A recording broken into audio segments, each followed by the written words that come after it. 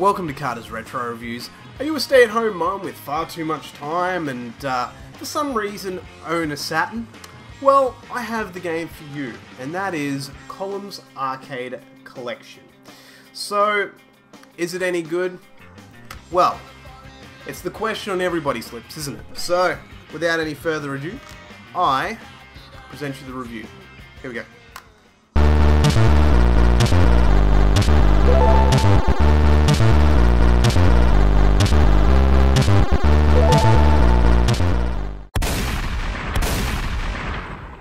This review needs to be prefaced with the fact that I love puzzle games, and when I say puzzle games, you have the Myst type puzzle games, and then you have the more Tetris style puzzle games, and I love both.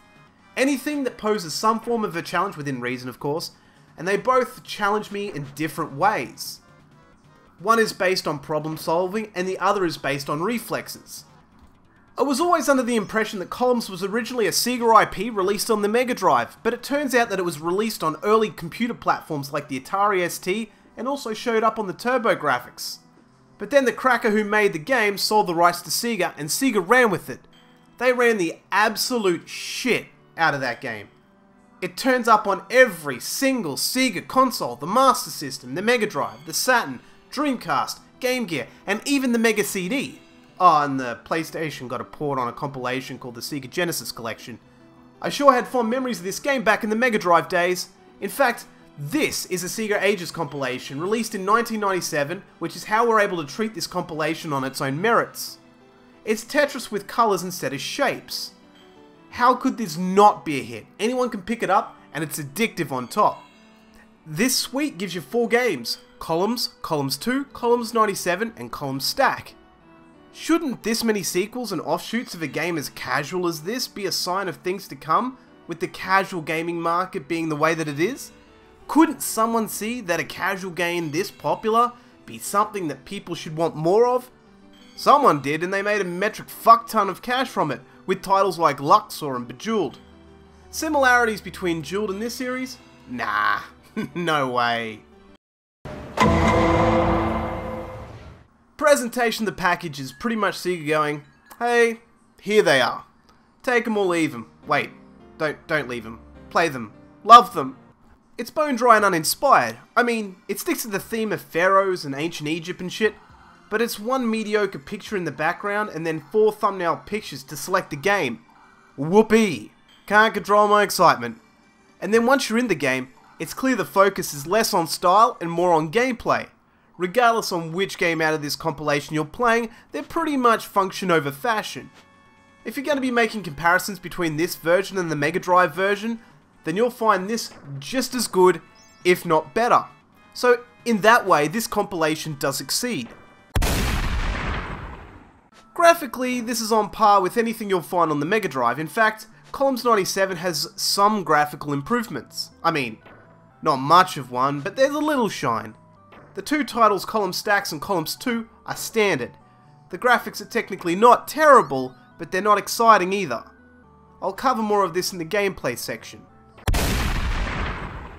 Sound-wise, it really depends on which of the titles you're playing. The original Columns has absolutely seminal music that you'll remember from the Mega Drive or Genesis.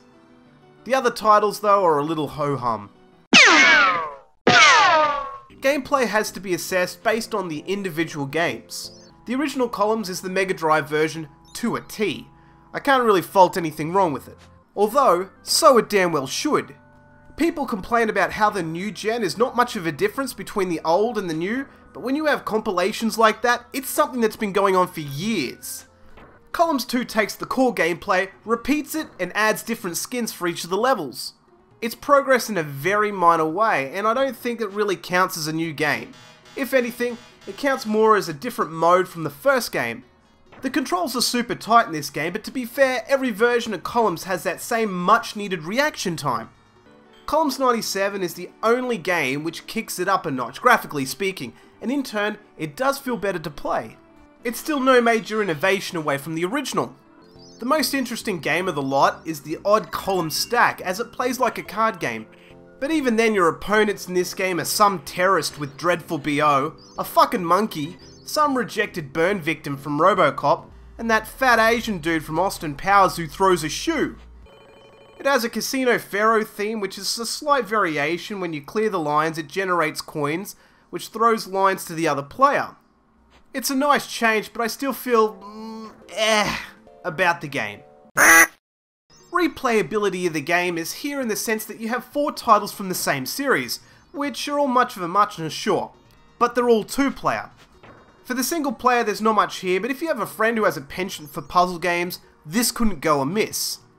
Would I recommend this package? In a way, yes. It emulates the first game in the series successfully and includes 3 other games for good measure from the same series and all reasonably well. And thus, it's one of the best collections of the series you'll find anywhere. On the other hand, absolutely not. It's a shameless cash cow, Sega. I'm looking at you. You can get columns emulated almost perfectly, or at least to a level where you don't need to shell out actual money for 3 other titles which are not missing any kind of serious deviation from the series to justify the cost. Or even have a standout title that gives us some wow factor to consider shelling out for it. Even as a budget title, it's certainly a throwaway, and the fact that it didn't make it outside of Japan was further proof that Sega didn't have any faith in its success outside of its motherland.